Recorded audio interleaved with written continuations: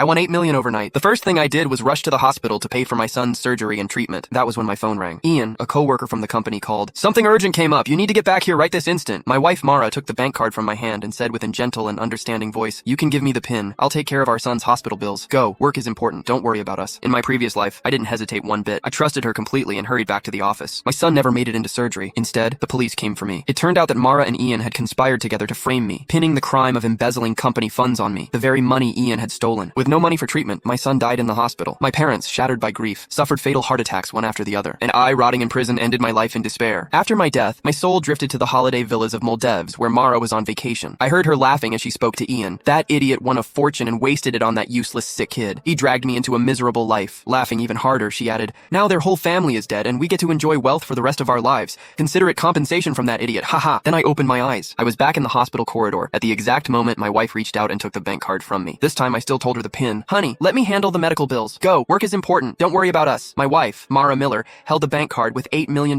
inside tightly. She might have sounded gentle and understanding, but her eyes were gleaming with triumph and excitement. In my previous life, I had trusted her completely. I did not expect her to take the money needed to save our son, Jaden Lowe, to conspire with my colleague, Ian Staffer, and frame me for embezzling company funds. I was then sentenced to 10 years in jail, and Jaden died in the hospital, receiving no treatment. Even my parents died of heart attacks one after the other. Their bodies were left on the streets with no one to help. When I was given another chance at life, hatred was raging in me. I wanted to tear that vicious woman into pieces with my bare hands. However, that would only land me in jail once more. It was not worth it. I was going to use a different way to make Mara and Ian pay the price. I gripped her wrist tightly and said with a strong hint, thank you for dealing with the hospital. This is the money needed to save Jaden. Don't wire it to the wrong account. After all, in the previous life, Mara did not wire the money to the hospital's bank account, but instead to Ian's other account. Mara's eyes had a pang of uneasiness in them. She said shiftily, don't worry, I won't be that careless. I replied with a smile. All right then. I turned around and my smile instantly vanished. Exiting the hospital, I sneered and called the police. Hi, I would like to report a financial crime. 2 minutes ago, I was scammed out of $8 million.